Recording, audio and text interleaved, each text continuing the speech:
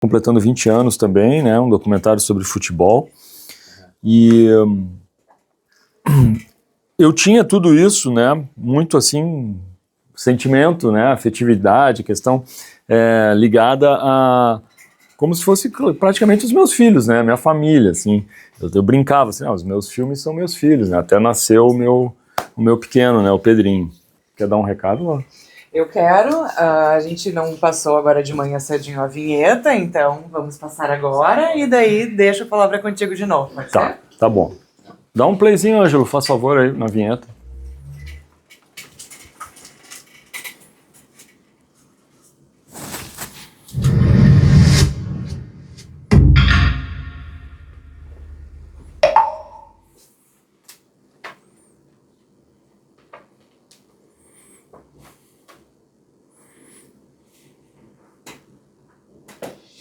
É isso?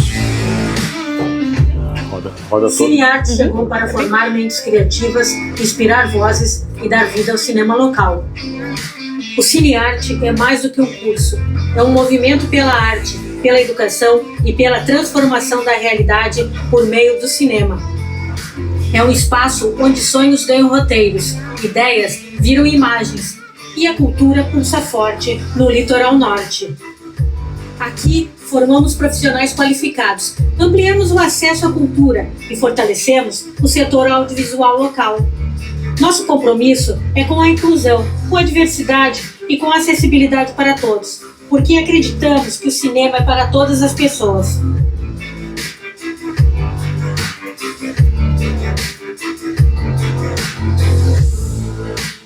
Cinearte, onde cada olhar conta uma história e toda história merece ser contada. Aí, beleza. Muito bem. Vamos botar de novo então a nossa apresentação, para a gente retomar ali, a partir do nosso intervalo. Aqui tá ela. O que é isso aqui na frente? Acho que era do YouTube, né? Eu Tinha acho que ficado sim, do porque YouTube. ele não faz parte da vinheta também. Agora congelou. Opa, passou. Tá. Certo, então, vamos lá, gente. Voltamos aqui. Como a gente viu antes ali, né? As histórias são as mesmas e o que muda são os personagens. Só para reforçar para vocês, né? A gente pegou, criou uma história ali baseada, né, em coisas que a gente viu, mas criou personagens originais. E isso foi talvez o grande barato ali, além da trama em si, né? Pode trocar, Ângelo.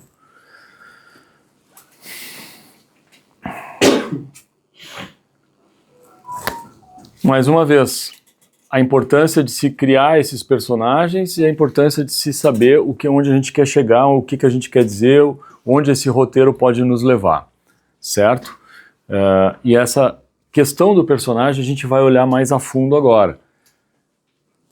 Vamos dar uma acelerada por causa do tempo. Eu vou me envolvendo aqui, vou me empolgando e começo a falar demais, daqui a pouco a gente vai ficar aqui além do tempo.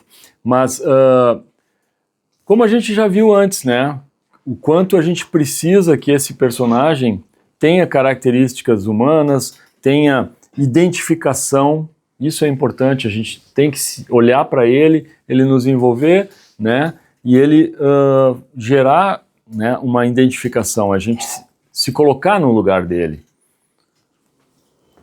E isso a gente vai pensar quando a gente estiver escolhendo também o nosso elenco, principalmente, né? E para a gente definir depois, quando a gente está desenvolvendo esse personagem, a gente obviamente trabalha com um perfil, né? E esse perfil a gente constrói dentro de uma equação de questões que são físicas, né, que são visuais, e questões que são internas, obviamente, né, que são psicológicas, e ele vai trazer isso na sua representação, na sua visão de vida, né, nas suas atitudes, né?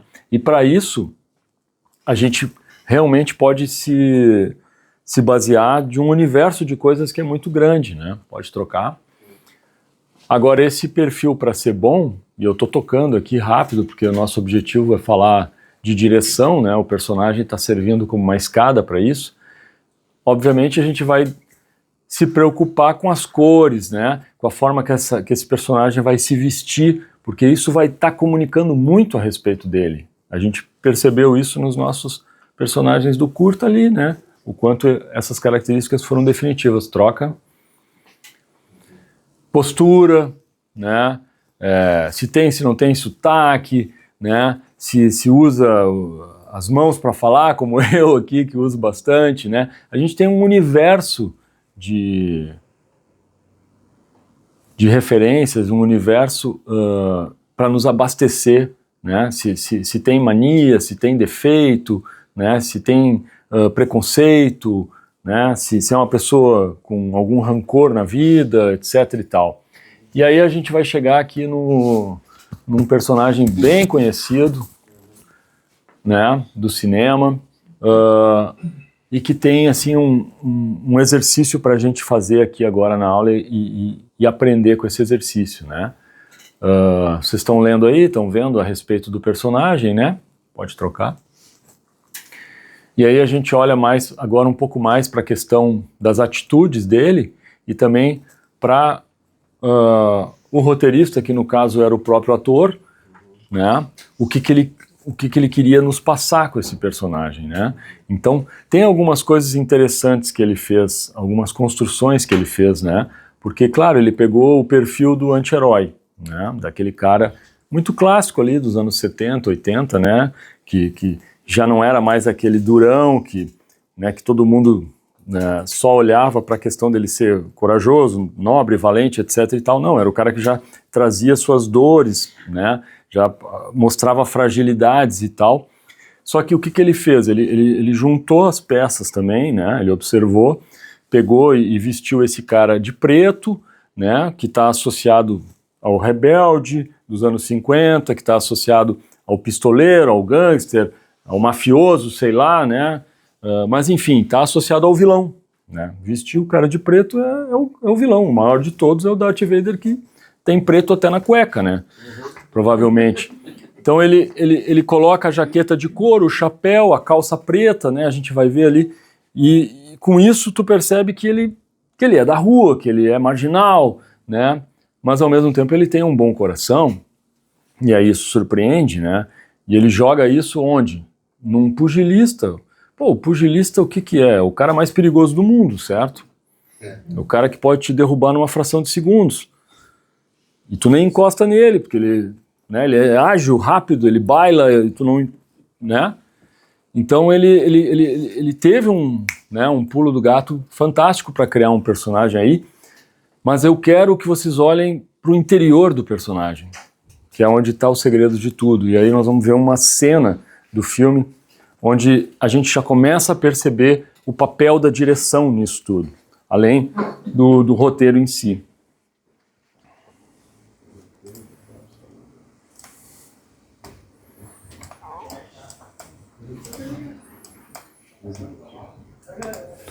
Dá umas trancadas essa minha máquina. Não sei se é a máquina ou se é o meu mouse. Eu acho que é o mouse que está dando umas trancadas.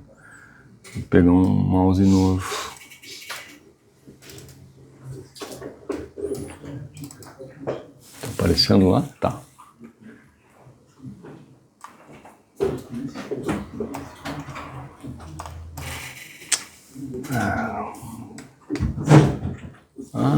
Entendi a jogada agora. Tem que trazer para cá para mim enxergar lá.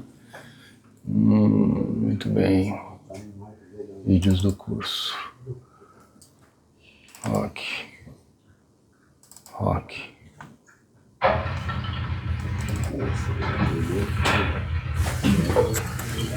Tu entendeu qual é o lance? Tem que puxar na frente. Se tu puder fazer agora, daí a gente ganha tempo.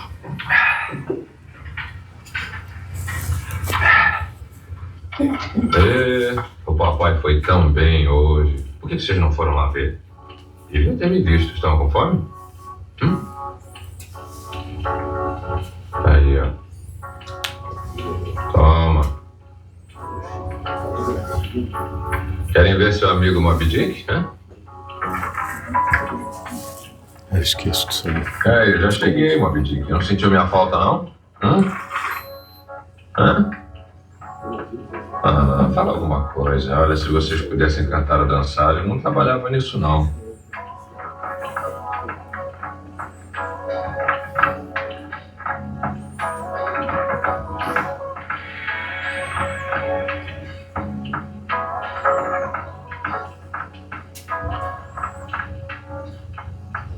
E eu trouxe uma comida de tartaruga, mas essas comidas deviam ter mais mosca. Tem mais traça do que mosca. Mais mosca, mais traça. Sei lá.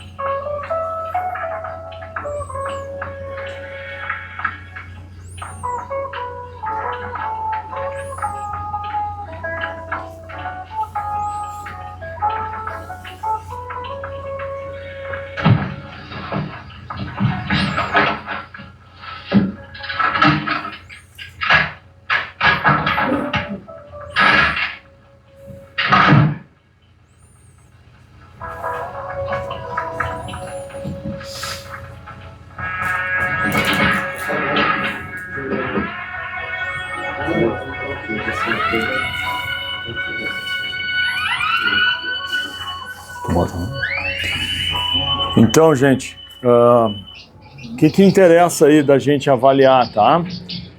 Até pedir desculpa para quem está nos vendo ali na transmissão, que volta e meia eu paro na frente do celular, não me esqueço ali. O que nos interessa? Pode parar aí, Ângelo. Como é que você está hoje? Feliz com a vida?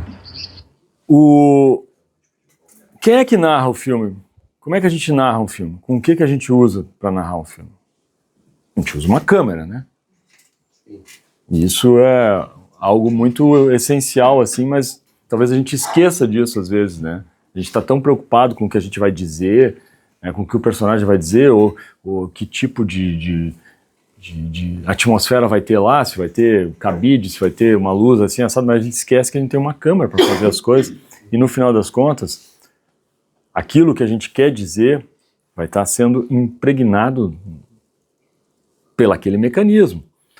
Então, o que a gente percebe que a câmera quer nos dizer desse cara que entra naquele quarto ali, naquele apartamento ali, né, que nem quarto tem, é um cômodo só, né, com tudo. O que a gente percebe ali? O que vocês percebem? A primeira coisa que vocês percebem ali? Da ação que ele faz, do que acontece ali. Sozinho. Perfeito! Tu sacou o básico que tem para dizer. Porque até então, quem lembra do filme, até então o que aconteceu? Ele estava lutando lá num clube vagabundo lá, sujo, né, com outro cara, uma luta ruim, horrível, né, onde termina, cada um recebe uma parte da grana ali, ele vem embora, né, aí entra naquele lugar. A partir da entrada aqui, o que o diretor e o que o filme nos faz? Apresenta o personagem para nós. Antes está apresentando um contexto, uma câmera que sai, eu me lembro claramente, sai da imagem de Jesus ali, que eu não sei o que eles querem dizer, ter uma imagem de Jesus num clube de luta, né? Tipo, Jesus está ali para que não morram, se matem brigando, mas não morram aí, né? Sai de Jesus, aí estão os dois lutando, etc e tal. Acontece um monte de coisa, mas o importante é isso, a gente tem que apresentar os nossos personagens, né? E se vocês forem olhar, eu apresento lá os personagens também no curtinho ali, o cara tá na frente do espelho, essa coisa do espelho é maravilhosa, né? O que acontece com o personagem do Rocky? Ele entra ali, ele é sozinho, ele conversa com tartaruga, né? Ele fala uma história ali sem pé nem cabeça ali, porque a vida dele, né? Ele não tem ninguém, então ele tá falando de traça, não sei o quê, mas o que nos passa quando ele olha para ele mesmo no espelho e olha para aquela construção de retratos ali. Que não deu certo. Que não deu certo, que a vida dele não está levando ele a lugar nenhum. Ele está ali com a cara quebrada, uma frustração. Ele tinha aquele menino ali, como talvez, né, com os pais, né, que poderia ter, tu vê que não existe mais não tem mais elo, né, os pais estão do outro lado, né, o menino que era ele tá ali, não progrediu, não deu certo, e ele tá vivendo na rua sozinho, brigando, com a cara toda amassada, e aí ele pega o gelo e vai lá e pronto, cara. Ganhou ou não ganhou o público? Ganhou. A partir de agora tu não vai entrar nessa história com esse cara? Claro, é um caminho de um cinema dos anos 70, alguém vai dizer, tá, mas isso aí tá manjado, etc e tal. Tudo bem, mas é uma forma de fazer, tu pode adaptar, tu pode dar uma outra dinâmica nos tempos de hoje.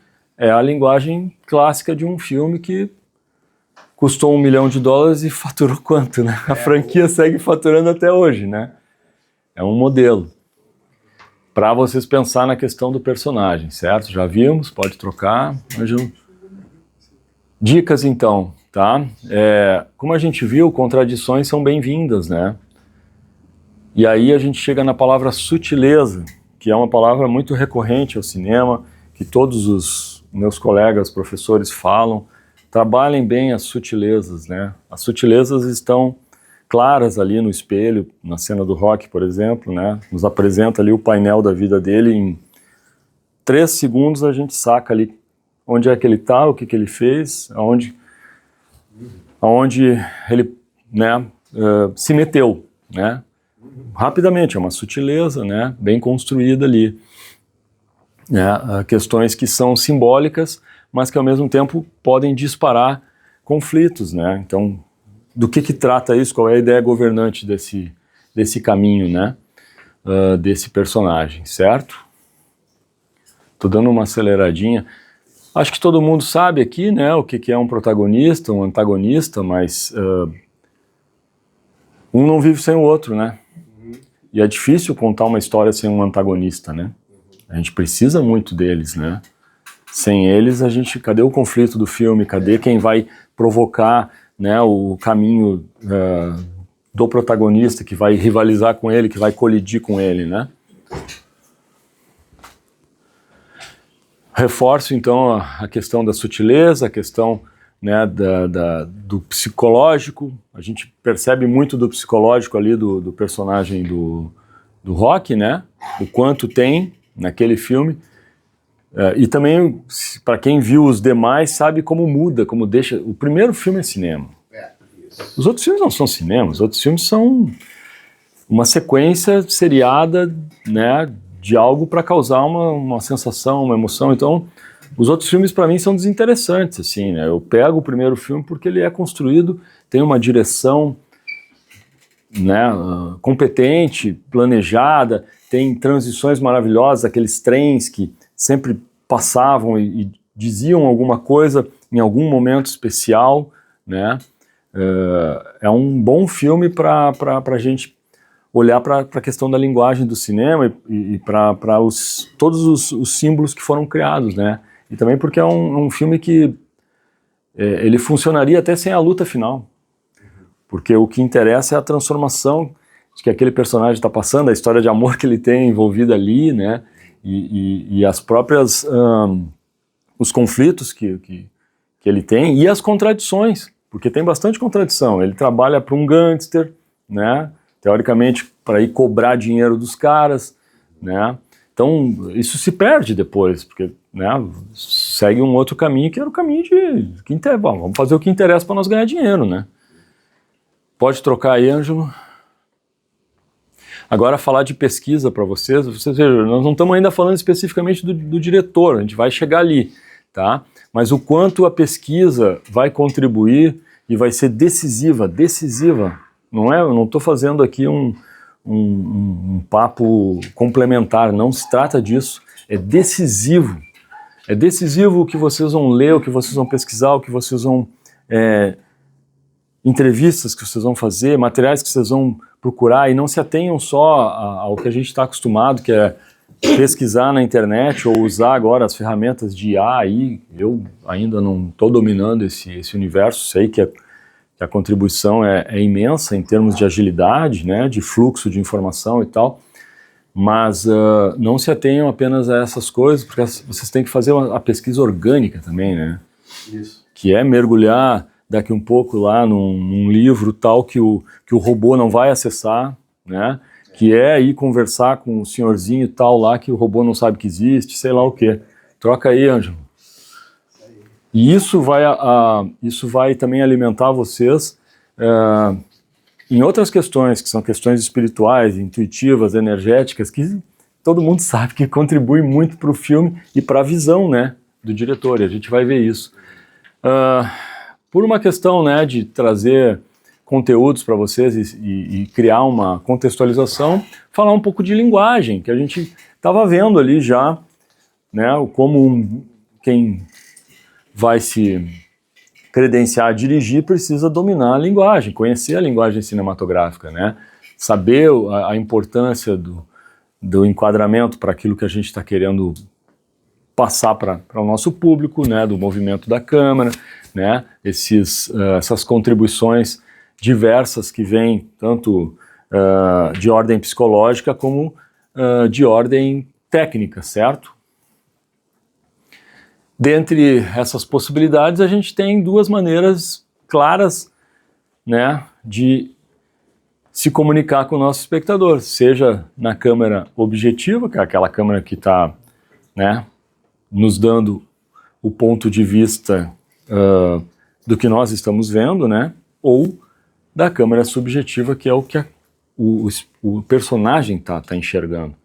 E aí, através do personagem, a gente está vendo também, certo?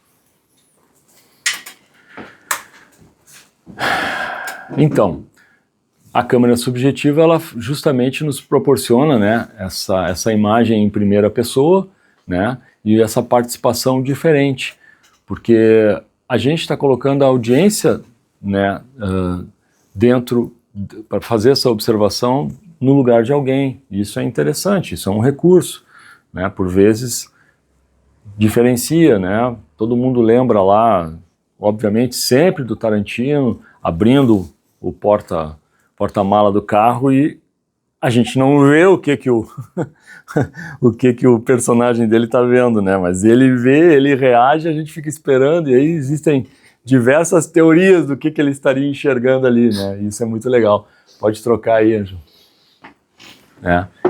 E aqui um plano só para vocês terem uma noção, né, do que a gente está dizendo como uma possibilidade. Um plano clássico aqui, né, de quem está andando na bike e está observando o ambiente aí. Pode trocar. Falar um pouquinho dessa relação com a equipe, né? Do ponto de vista, lembrando, né, eu estou considerando que todos nós somos aqui hoje autores de uma história, certo? Que será dirigida também por vocês. Então,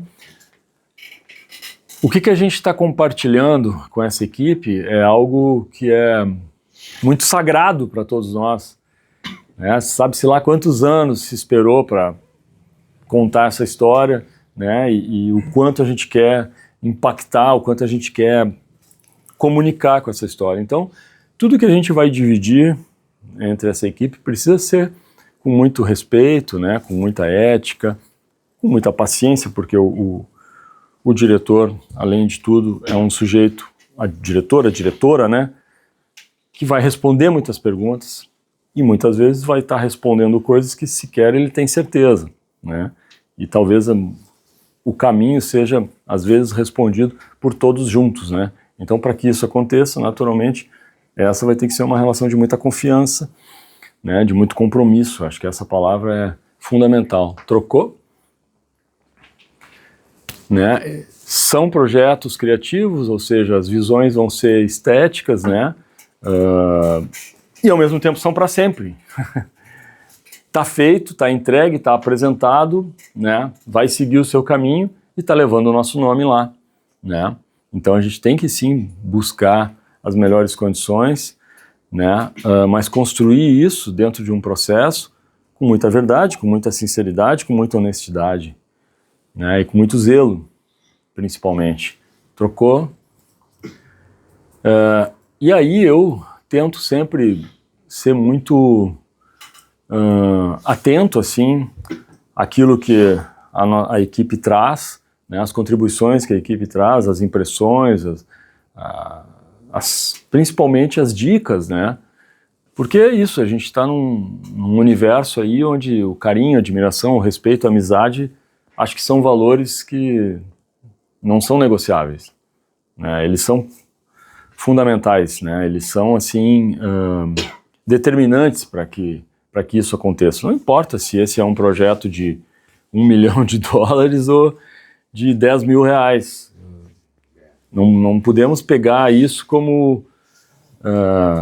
o fundamento está, né, nessa questão estrutural, nesses pilares para mim, né? Eu vou ser o mesmo diretor do $1 milhão e dos R$10 mil, porque o que eu estou fazendo é cinema, e cinema para mim é sagrado, e ponto final, não muda. Trocou aí, Ângelo?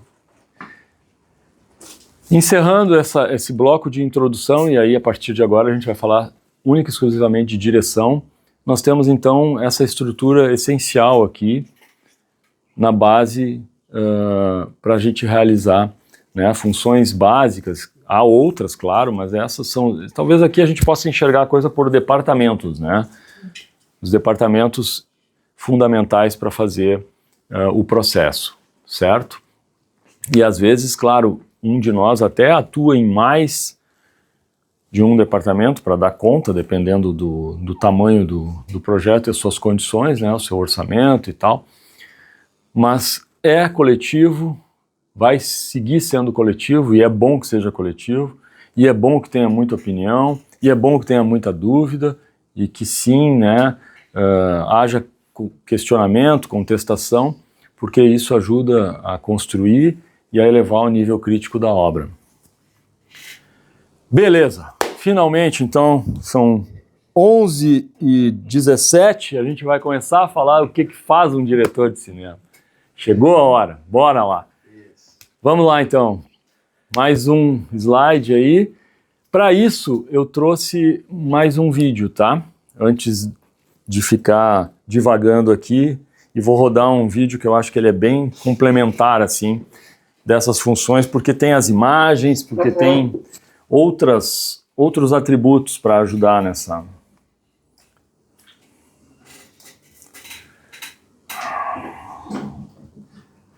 Fecha esse e abre aqui.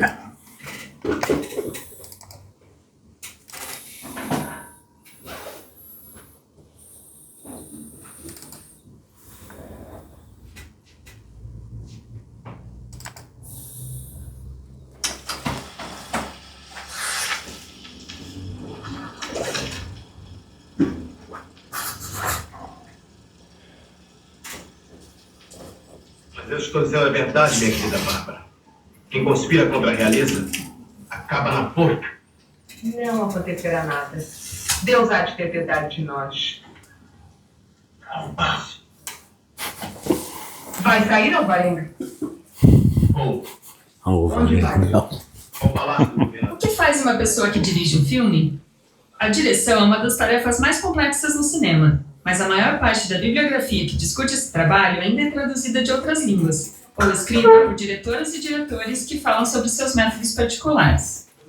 O trabalho de dirigir é muito maleável, uma vez que cada artista pode desenvolver a sua forma de lidar com a função. Será possível encontrar um denominador comum para definir o que é direção? No início do cinema, a direção era muito ligada ao teatro. Portanto, a principal função era coordenar o movimento do elenco na frente da câmera, dando ênfase para a espacialidade e a expressão corporal. Nesse filme, de 1907, de Alice Guy Blaché, por exemplo, vemos toda a ação decorrer em um plano geral. No plano seguinte, uma nova ação se desenrola.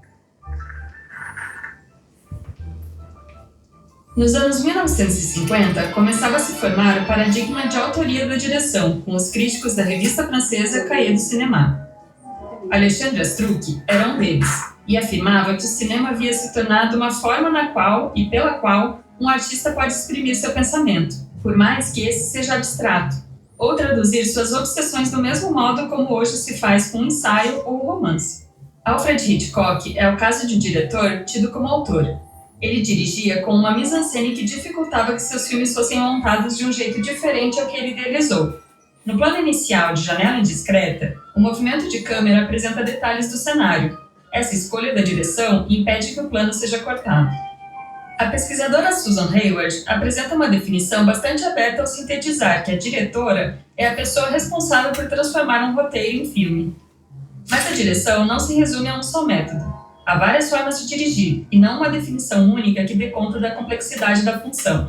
Vamos tentar detalhar um pouco mais? Não sei se fugir da bela fatal das pequenas mortes que eles têm. Hoje em dia, um dos primeiros trabalhos da direção é a decupagem, a descrição minuciosa de todos os planos do filme. A partir da leitura do roteiro, uma diretora imagina como e onde posicionar a câmera em cada cena, e descreve enquadramentos, a duração dos planos, posições e movimentos de câmera e de elenco, buscando uma unidade coerente para as cenas e sequências de um filme. Nesta cena de Os Desertos Dias, dirigido por Fernando Severo, a bicicleta do personagem é roubada e uma sequência de 7 planos o mostra perseguindo o ladrão. Todos esses enquadramentos precisam ser pensados visando a unidade artística do projeto e antevendo a etapa de montagem. O diretor poderia ter filmado a ação inteira em um único plano, mas optou por cortar a cena em outros pontos de vista. E você, como faria a decupagem dessa cena? A direção não lida somente com a encenação, mas junto com a direção de fotografia e direção de arte, concebe todo o universo visual do filme. Também pensa a construção sonora, dialogando com todas as áreas da produção para alcançar uma unidade artística. Vamos analisar outro filme, Noite Púrpura, dirigido por Caroline Biagi. O filme tem uma cena inicial de mais de 10 minutos, um diálogo entre duas amigas no quarto da mãe de Lu, a protagonista, que está à esquerda. À direita está Tati. No diálogo, as personagens se envolvem em um jogo de encenação, que começa no armário, até que Tati passa a andar pelo quarto. Senta ali que eu vou procurar.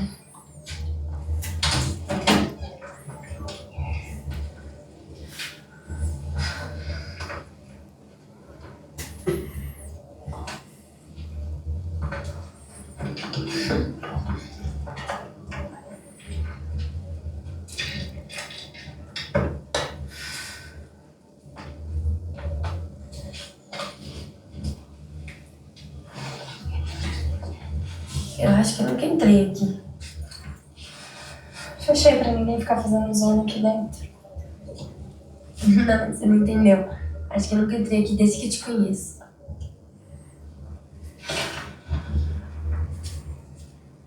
Na verdade, eu quase nunca entro aqui. Não consigo editar nada.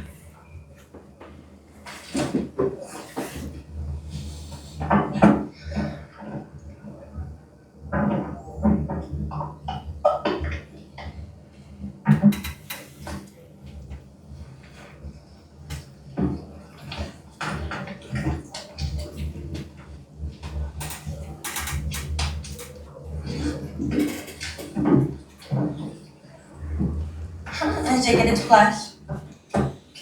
Encenar toda essa movimentação e pensar como aquilo será filmado é trabalho da direção. No podcast Histórias do Cinema Paranaense, Caroline Biagi falou um pouco sobre o pensamento dramático que resultou na cena. Vamos ouvir.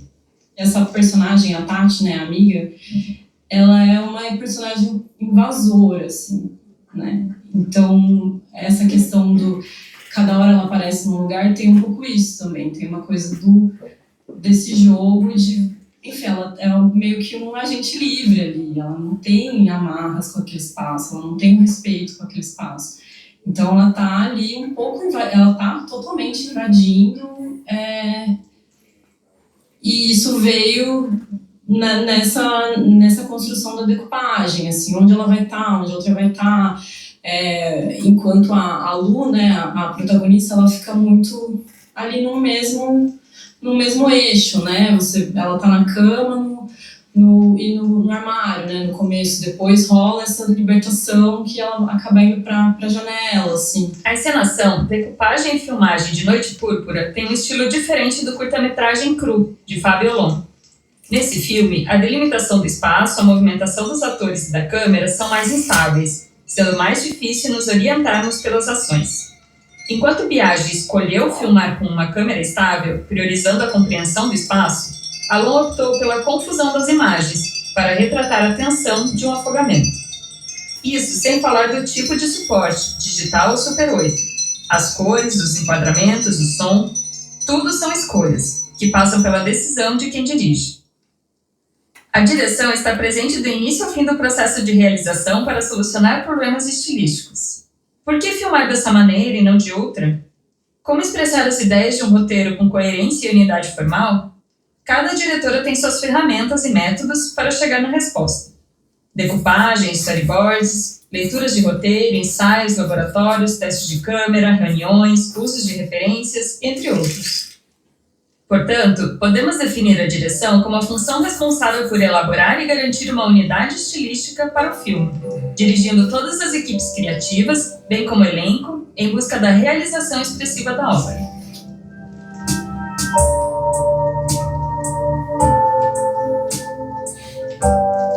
A direção faz muito mais do que gritar ação ou corta, mas é importante frisar que pensar a autoria está longe de ser um consenso, já que várias decisões envolvem a colaboração dos outros departamentos do filme. Na maior parte dos casos, o trabalho da direção envolve uma relação intensa de troca e diálogo com outros artistas.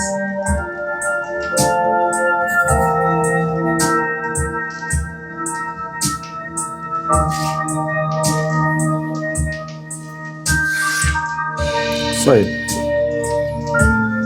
Pode voltar lá. Então, deixa o Ângelo. Pode dar um stop aí, Ângelo. Isso.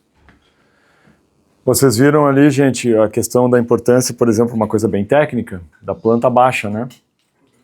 Poxa, mas dá uma total orientação ali. Vamos imaginar o trabalho do diretor de fotografia, o trabalho dos eletricistas, né, do pessoal do som, né? Eles precisam saber, pô, que lugar é esse, né? E como é que a gente vai montar a estrutura técnica para poder captar, né, essa cena. Pode passar aí.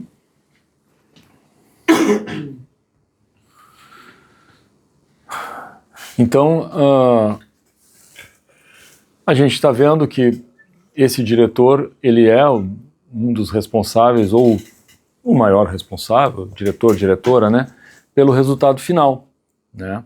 E acaba que a função dele está muito atrelada à questão da realização, né? Até ela coloca com legitimidade a questão assim da autoralidade. Essa autoralidade ela é compartilhada, né? Tem outros artistas, tem outras contribuições, isso é muito evidente, né? Mas a responsabilidade da realização, talvez aquela decisão final que precisa ser tomada, naturalmente está passando por ele, está passando pela produção executiva, né? Então, não há como, gente, não há como realizar um filme com seriedade, competência e ter um bom resultado sem conhecer bem, né, essa história que está sendo contada, né, e o que a gente vai fazer o uso para dar significado a ela, certo? Não existe, assim, se houver dúvidas, se não tiver uma certeza, né, daquilo que se quer filmar, em algum momento a coisa vai trancar ou problemas sérios acontecerão. Então, eu só trabalho assim, claramente, assim, com um roteiro bem definido, e mesmo assim está sujeito sim a se perder alguma coisa ou se ganhar outra depois, quando o resultado final está chegando e está sendo feito. Há essa comparação muito clara, né, muito legal, assim, entre o maestro de uma orquestra e um diretor, né? É bonito isso, assim, acho que tem um simbolismo, um significado, sim, questão de reger, né? Você está trabalhando com um grupo grande de artistas, né? E não é fácil, né? Claro que não. Aí fica aí a homenagem aí ao maestro João Carlos Martins, grande maestro. Pode trocar. As fotos ali são muito peculiares, porque o maestro está lá na frente quando está acontecendo o evento, e o diretor, aquela cadeira vazia, é que normalmente não aparece. Exatamente, por isso a montagem ali, né, porque realmente o diretor é uma pessoa de bastidor, né.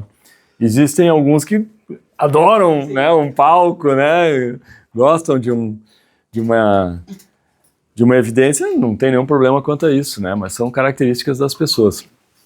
Mas eu acho que essa comparação, então, sim, é liderar, é orquestrar um trabalho complexo, né, é colocar uma visão artística, sim, necessária, fundamental, decisiva, né, e ter essa capacidade de se trabalhar com essa composição, né. Então, para isso, vamos ter que exercer liderança, vamos ter que saber nos comunicar muito bem, né? Diretor que não sabe dizer o que quer é horrível. Diretor que não sabe dizer pro ator, para a atriz, né, quais são as suas marcas, poxa, não dá, não funciona, né? Então, como é que vai se ter essa visão conjunta, né? Essa solução de grupo se não há essa comunicação? E outra coisa muito mais importante, se não há essa abertura. Não existe essa figura, né, de uma pessoa autoritária dando grito em set. Cara, isso não existe. Ninguém quer trabalhar com alguém assim, né? É horrível, é péssimo.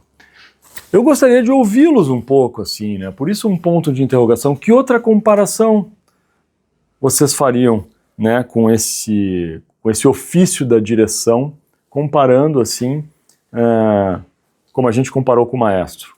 Falem aí. Esse negociador, técnico de futebol. Um negociador e um técnico de futebol. Pode passar, Ângela, próxima. Eu também, eu concordo contigo. Parece que a gente combinou, né? Mas é que é realmente um caminho óbvio, assim, porque pode passar a próxima também, o que o técnico de futebol, né, treinar, pode nem ser de futebol, pode ser de vôlei, pode ser de basquete, né, eles vão estar liderando e lidando, né, com pessoas que buscam um desempenho e que fazem parte do quê? De uma equipe. Eu acredito que ainda dentro dessa perspectiva aí, é claro, o técnico de futebol vai ter o esquema tático dele, vai ter a liderança dele, mas é inevitável que tenha as estrelas dentro do futebol, que tenha a sua habilidade específica, e o técnico ele não vai ali frear aquele jogador, ele tem aquela habilidade dele específica de brilhar da maneira como ele brilha, independente, às vezes tem aqueles jogadores que são fenômenos, Ronaldo Fenômeno, Romário, o próprio Romário. Ronaldinho Gaúcho. Ou seja, ele vai ter que ter uma capacidade de liderar, de se comunicar e de saber trabalhar com um grupo, mas o que acontece? Que acontece com o técnico, o treinador, e acontece com o diretor. Existem os dirigentes, não é? Que estão acima dele, que têm decisões. Ou seja, os produtores de um filme, os investidores de um filme, o diretor vai ter que dar muita resposta, né? E muitas vezes ter uma relação que não é nada fácil, né? Que envolve investimento, que envolve objetivo, né? Que envolve desempenho, né? Aqui a gente está vendo os meus filmes ali, são filmes independentes, né? São filmes onde a gente trabalhou muito por vocação, por amor, mas que a gente não tinha a pressão de um estúdio. E aí, ser o diretor, eu nem poderia vir aqui falar para vocês de algo que eu não exerço. Eu não sou um diretor que está preocupado com uma bilheteria de 1 milhão de pessoas, quem dera, né? Um dia. Agora imagina o tipo de nível, né, que essas pessoas lidam. A gente quer trabalhar para quem sabe um dia chegar lá, né? Mas sabe que é um outro processo, né? É uma outra maneira, certo? Mas a gente consegue então enxergar que há muitas coisas em comum, né, para se desenvolver esse papel. Mas se a gente for olhar então para uma definição, para passar para frente, ele é o criador, né? Ele está colocando lá a sua visão, que é artística, que é psicológica, né, que é criativa, etc. e tal, mas também é técnica, né? E isso vai até se encerrar, até se ter o DCP, que seja lá, né, o arquivo final, e se colocar esse filme para o público. Beleza, passamos essa parte, né? Podemos dar uma respirada, trocar, e aí a gente tem mais um VTzinho para ver, para complementar as nossas funções. Vamos lá. E os nossos conceitos.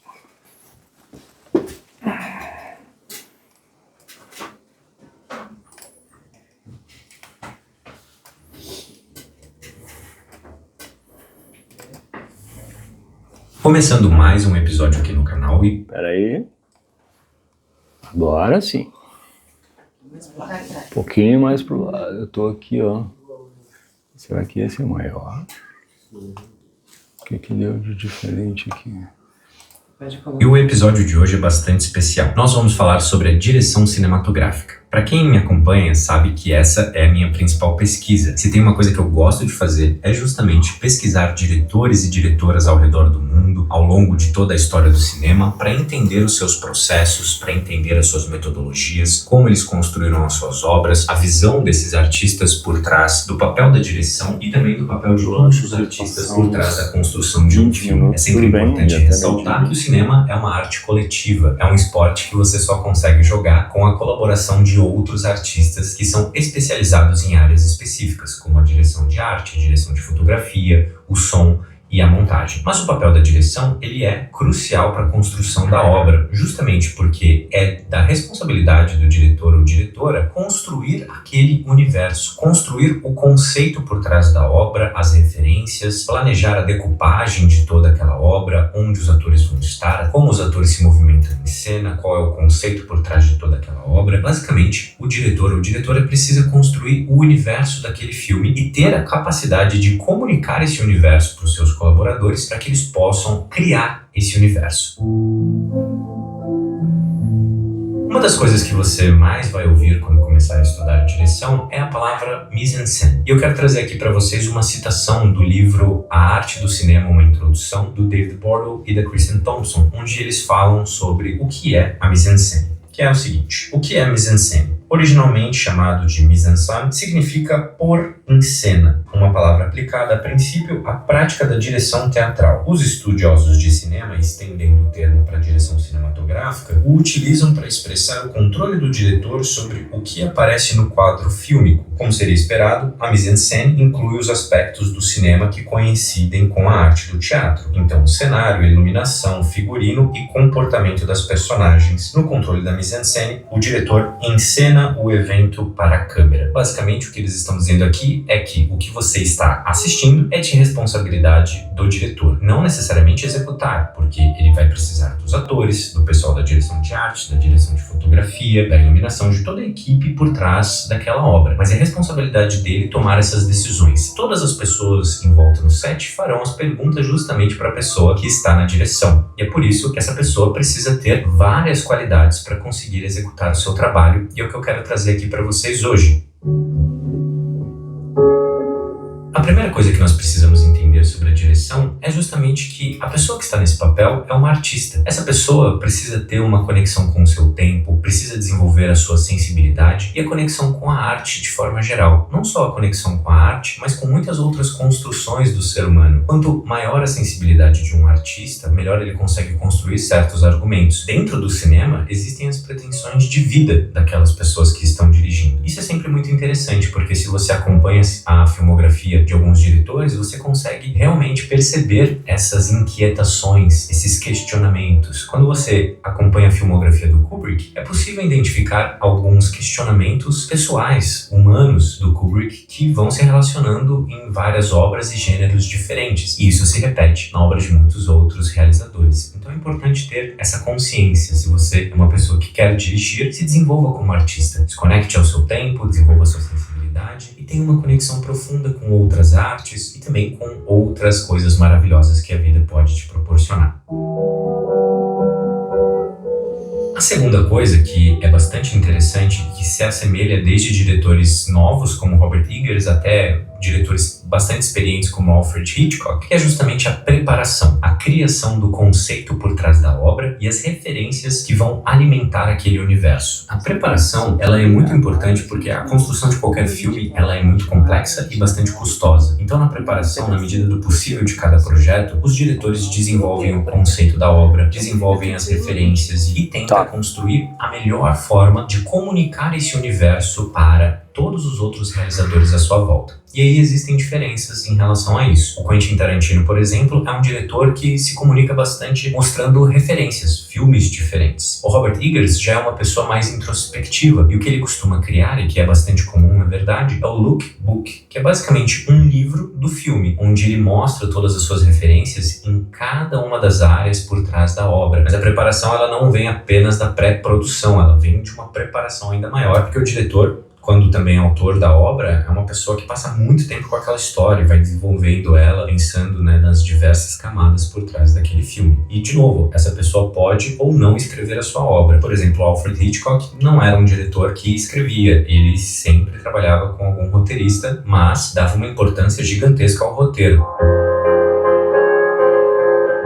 Outra coisa que é muito importante, que a gente acaba percebendo dentro do trabalho de vários realizadores, é o domínio da narrativa e também das motivações por trás de cada cena e ações das personagens, das falas das personagens. A pessoa que está na direção é uma contadora de histórias, e a narrativa é como essas histórias são contadas dentro do cinema, como elas são construídas, qual é a organização das ações, quais são os personagens, entender qual é a mensagem, quais são esses diálogos, qual é o ritmo dessa história, como esse espetáculo será construído. Para quem me acompanha aqui sabe que eu acabei de citar a poética. Então, o domínio da narrativa é algo que sempre vai ser muito valioso para os realizadores. Ainda que nós estamos falando aqui, é claro, de um tipo de cinema narrativo e não necessariamente só temos diretores narrativos. Temos diretores também mais experimentais que gostam de fazer um cinema experimental, ir para outros lugares, né, explorar a linguagem, algo que era bastante comum no nascimento do cinema e que perpetuou ao longo da história. Mas quando nós estamos falando de filmes narrativos, o domínio dessa narrativa vai ser muito importante para que o diretor entenda essa construção e consiga, é claro, trazer essas intenções, trazer essas reflexões de forma muito direta para os atores e também para a equipe de forma geral. Isso tudo indo para o próximo ponto, porque os realizadores ali precisam construir uma unidade, uma visão única para aquela obra. Fazer cinema envolve muitos gastos, envolve várias dificuldades que podem justamente quebrar essa sensação de unidade. Mas essa construção de uma unidade, de uma visão única para a obra, ela já acontece justamente na preparação e até mesmo na visão daqueles artistas por trás do que eles estão se propondo. Afinal de contas, que história é essa? Por que você quer contar essa história? Essas são perguntas muito importantes para a construção dessa unidade, dessa atmosfera e ritmo que vai ser construída ali na obra. E aí, nesse momento, é claro que de construção, antes mesmo de ir para as filmagens, você tem diversas questões que são muito relevantes para a construção dessa unidade. Se o filme faz parte de um gênero específico, de um subgênero específico, existem várias convenções que vão ajudar aqueles realizadores a se guiarem. Ou então o filme tem um conceito específico que vai ser explorado. Então existem vários caminhos para a construção dessa unidade. E aí sempre vai depender do que o artista está querendo construir ali. Às vezes essa unidade se dá principalmente na estrutura do filme. Às vezes a estrutura do filme guia todas as outras questões. Quando a gente pensa, por exemplo, em Que Horas Ela Volta, da Ana Mulaert, é justamente isso que acontece. A Ana também é roteirista, então ela construiu ali uma estrutura muito coesa. Ela sabia exatamente o que ela estava fazendo e o filme inteiro acompanha o tom da sua estrutura, da sua narrativa. Isso não é fácil de se realizar e vocês percebem que é algo que sempre vai variar de um artista para outro. E aí a gente vai para o próximo ponto, que é a escolha de atores e criação de um ambiente fértil para que eles possam realizar o seu trabalho. O casting é muito importante, é claro que o diretor não faz esse trabalho sozinho, existem equipes de casting, mas saber quais são os atores e atrizes certos para aqueles papéis é fundamental. O diretor precisa saber escolher muito bem quem vai estar ali naqueles papéis. Não que exista um ator certo e um ator errado, mas existe a escolha certa para o papel certo. E nós sabemos disso, nas grandes obras são conexões tão profundas. Talvez os filmes mais marcantes sejam justamente aqueles onde existiu aquela mágica maravilhosa em que um grande ator ou atriz encontrou um grande personagem. E a criação de um ambiente fértil é justamente saber conduzir esses atores para aquele universo, para aquela atmosfera. Cada diretor tem uma metodologia de trabalho. Alguns trabalham muito próximo dos atores, dão indicações durante as cenas, estão o tempo todo ao lado deles. Alguns não gostam de improviso, outros incentivam esse improviso, outros dão pouquíssimos direcionamentos, acreditam que as coisas já estão no texto. Isso sempre vai variar bastante. Mas eu acho que é muito importante para o trabalho do diretor conhecer o trabalho do ator, porque uma coisa não acontece sem a outra, né? Principalmente quando nós estamos pensando em filmes narrativos, onde é muito importante essa conexão entre os dois. Eu já falei aqui para vocês sobre o domínio da linguagem cinematográfica e isso está em saber contar a história com a câmera. O Sidney Lumet fala sobre o quanto uma lente grande angular com uma lente tele constroem histórias completamente diferentes, sensações completamente diferentes. E é claro que o diretor não necessariamente precise ser um especialista na cinematografia, esse é o papel do diretor de fotografia, mas esse conhecimento de linguagem de escolha sempre vai ajudar muito. Nós temos diretores como Martin Scorsese e John Carpenter, que são gênios, mas não entendem, por exemplo, como construir a iluminação. Eles sabem qual iluminação eles querem, mas eles não sabem como construir aquela iluminação. Então eles precisam muito do diretor de fotografia nesse aspecto. Já na parte de escolha de onde a câmera vai estar, qual movimento ela vai fazer e qual lente estará ali, que vai estar no quadro, que vai estar de fora, eles dominam isso. Então esse domínio, ele sempre vai ser muito importante, ainda que existam diretores que trabalhem de formas diferentes, como o Alfonso Cuarón e o Guillermo del Toro, eles têm um controle muito maior sobre como está no quadro, sobre as cores, sobre tudo que está sendo apresentado, né? Eles teriam um total domínio da mise-en-scène. Já o Alejandro González Iñárritu, ele já trabalhou com diretores de fotografia, deixando que os diretores de fotografia realmente construíssem um universo estético ali, porque ele estava mais preocupado com a interpretação. Isso foi mudando ao longo do tempo, mas foi algo que durante muito tempo funcionou para ele. Afinal de contas, o seu primeiro filme é Amores Perros, que é uma obra maravilhosa. E isso não diminuiu o seu trabalho. Na verdade, sempre vai depender do que o diretor ou o diretor está buscando ali realizar. Esse controle sempre vai ajudar bastante. Para completar aqui esse vídeo de hoje, se possível, a melhor coisa que esse diretor ou diretora pode fazer é defender a visão da obra até o final, ou seja, ter o corte final do filme, que é justamente o diretor poder dar a palavra final até o momento em que o filme vai estar sendo levado até o público. Essa é uma questão que já pegou muitos diretores, porque muitos já perderam seus filmes na montagem para os estúdios, para os produtores e coisas do tipo. Então é muito importante também que o diretor possa trabalhar com pessoas de confiança, pessoas que respeitam a sua visão. Existem muitos produtores que respeitam a visão dos realizadores e outros que talvez não tenham tanta confiança assim no diretor e com medo do filme fracassar, fazem alterações, o que acaba com toda essa criação que foi pensada pelo diretor desde o começo. Então, o diretor, ele também é uma pessoa que resolve problemas do começo ao fim. Uma pessoa que está o tempo todo resolvendo problemas, respondendo perguntas, fingindo que tem todas as respostas. É claro, quanto mais conectados com o seu desejo de contar histórias, com a sua essência artística, melhor vai ser os seus trabalhos. E eles podem fazer grandes obras-primas, em outros momentos falharem, mas eles não deixam de ser pessoas que eu admiro profundamente, porque a construção de um filme é algo muito difícil, e eu costumo dizer que algumas pessoas têm jogadores de futebol como heróis, eu tenho diretores e diretoras de cinema, porque esse é um trabalho fantástico que já me levou para os lugares mais interessantes como público. Eu espero que vocês tenham gostado do vídeo de hoje, pessoal, e a gente se encontra no próximo episódio. Muito legal, né? Acabou amarrando com muita coisa que a gente estava vendo aqui, né? Com comparações também que a gente estava fazendo, né? Vamos em frente, então. Agora a gente está na reta final aqui do nosso... Então a gente viu aí, né? Como é importante narrar, dominar, trabalhar a linguagem, né? Propor a visão, construir essa unidade, conectar... Decidir muitas vezes com uma inteligência emocional. Esse ambiente tem que ser gostoso, tem que ser produtivo, tem que ser muito incluso, né? Todo mundo se sentir à vontade para contribuir, plural, né? A sutileza que eu falei para vocês, né? E essa construção da mise-en-scène, né? Que o vídeo já nos deu ali o conceito, né? E o quanto isso contribui para essa visão mais ampla e de composição, principalmente, né? Essa coerência narrativa é difícil, né? Mas ela acontece dentro dessa construção, desse exercício, né? De reunir essas experiências e se trabalhar esse olhar, né? De se ter esse domínio dessa linguagem, né? De se buscar mais do que uma criação artística, né? Se buscar uma história que a gente acredite, né? Que toda a nossa equipe acredite, que o nosso elenco acredite, né? Então, para isso a gente tem que ter um discernimento e saber que algumas coisas são viáveis e outras não, né? E esse poder de negociação passa por uma serenidade, passa por ter uma capacidade de medir as coisas de forma apurada, né? E, obviamente, por um grande mergulho dentro do projeto, né? Por uma doação também, né? Acho que essa palavra é importante, né? Estar apto a se doar, né? Isso acaba respingando onde, né? Em quem está lá na linha de frente, né? Quem está atuando, né?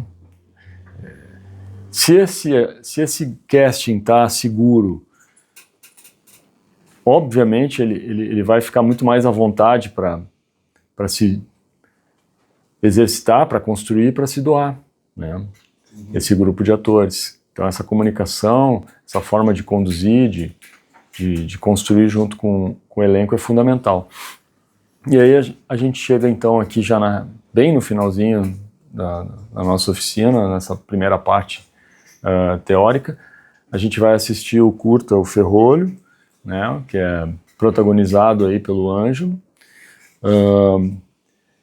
E depois vou fazer o seguinte, eu vou falar com vocês agora, porque daí a gente termina o filme e libera vocês para o almoço.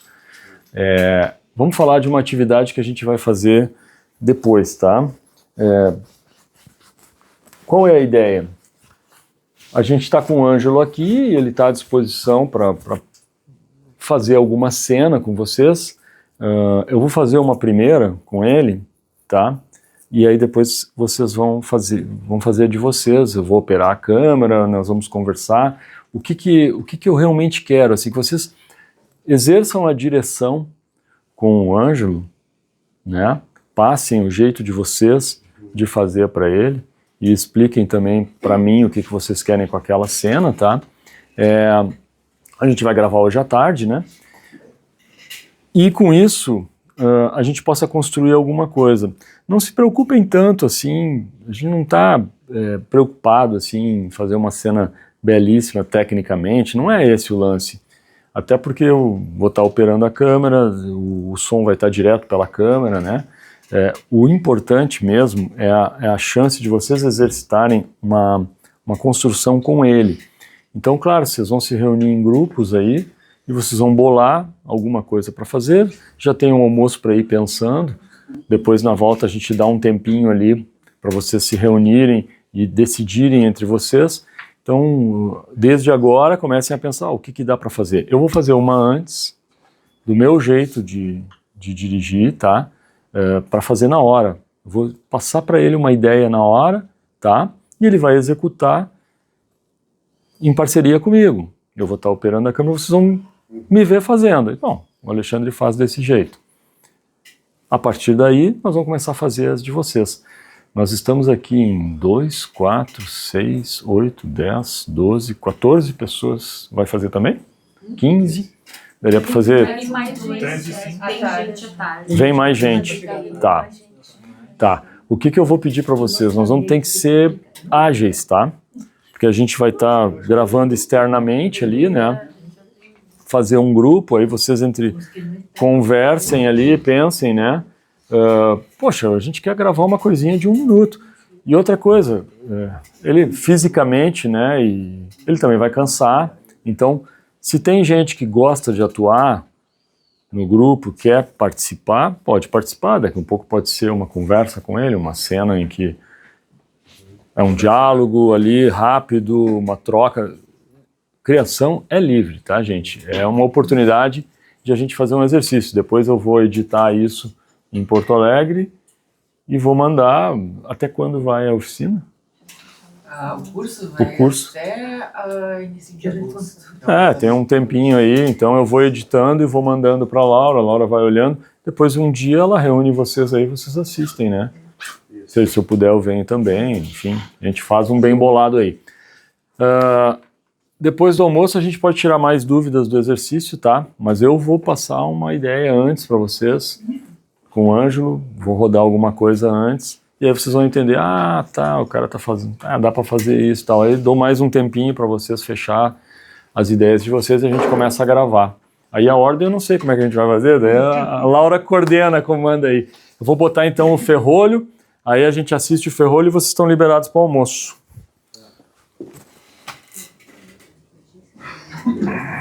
Deixa eu me achar aqui. Aqui, tá. Tá, isso aqui dá para fechar.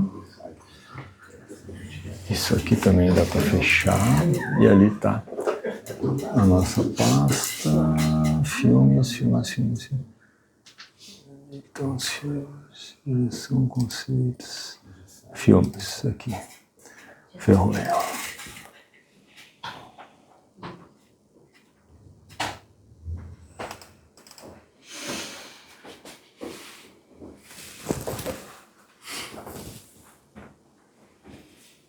Tá rodando? Tá.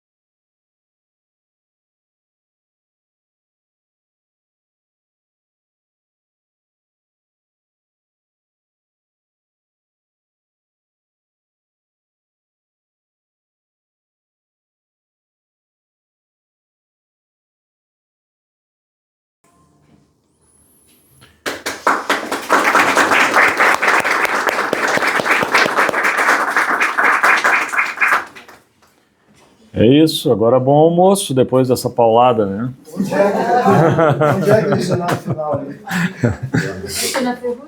É na Pinheira, na Enseada da Pinheira.